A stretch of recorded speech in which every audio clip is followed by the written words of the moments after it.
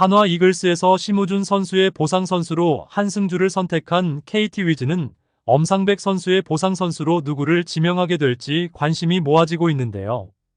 이와 관련된 소식 자세히 정리해드리겠습니다. 시청하시기 전에 구독과 좋아요 눌러주시면 영상을 만드는 데 많은 힘이 됩니다. KT 위즈와 한화 이글스 간의 보상 카드 전쟁이 점점 흥미진진하게 전개되고 있습니다.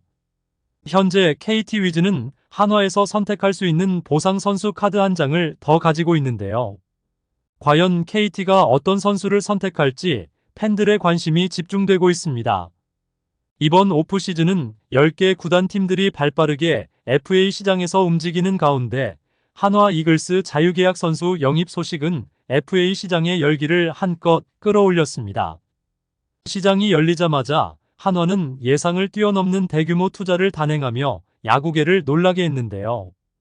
유격수 심우준을 4년 50억에 그리고 투수 엄상백을 4+2년 옵션 포함 최대 78억에 영입하며 두 선수에게 거액을 안겼습니다. 하지만 이들의 커리어를 고려했을 때 일부에서 한화가 과도한 지출을 한 것이라는 논란을 불러일으키기도 했죠.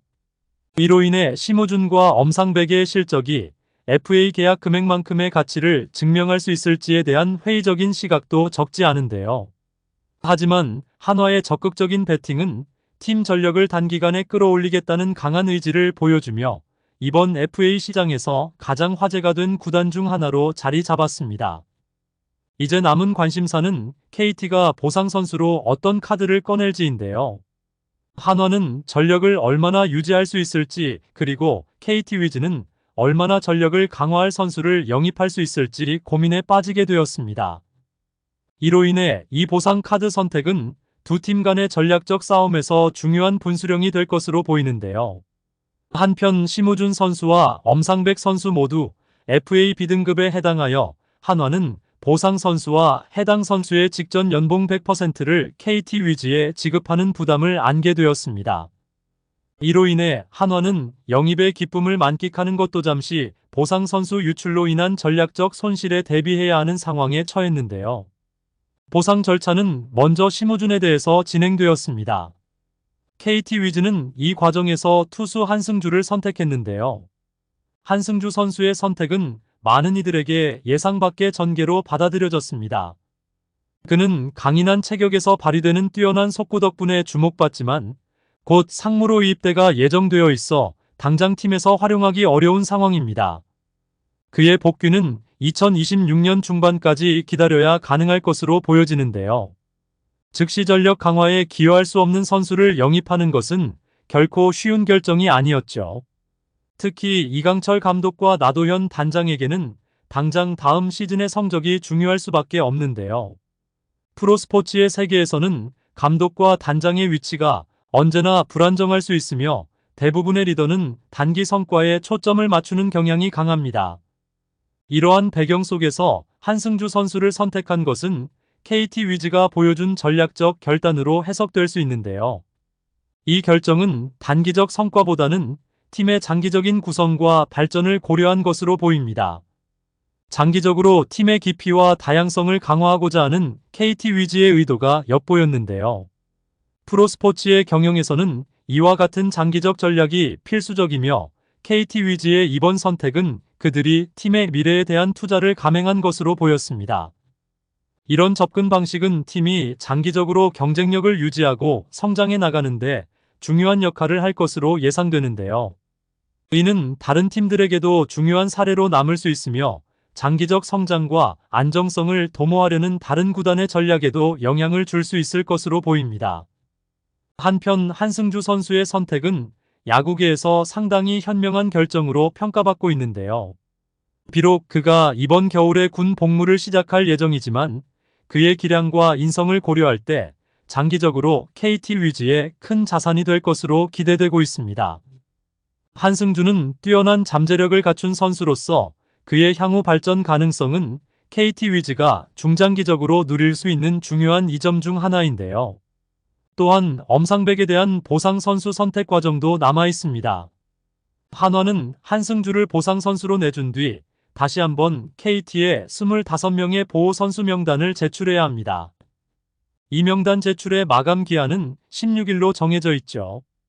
통상적으로 구단들이 25인 보호 선수 목록을 작성하게 되면 주로 1군과 2군 사이를 오가는 선수들과 뛰어난 유망주들이 명단에서 제외되곤 합니다. 많은 경우 유망주들은 보호되지만 상대팀의 특정 포지션에 대한 수요를 분석하여 해당 포지션의 유망주를 명단에 포함시키게 되면 자연스럽게 다른 포지션의 유망한 선수들이 보호 대상에서 제외될 수 있는데요. KT 위즈가 첫 번째 선택으로 한승주를 드래프트한 것은 한화 보상 선수 중 현재 KT 위즈에 즉시 기여할 수 있는 다른 유망한 선수들이 부족하다는 점을 시사한다고 볼 수 있습니다. 투수를 선택한 KT 위즈는 두 번째 픽에서는 야수 부문에 더 많은 관심을 기울일 가능성이 높아 보이는데요. KT 위즈의 첫 번째 선택 과정에서 야수 후보들이 고려되었던 것으로 알려져 있습니다.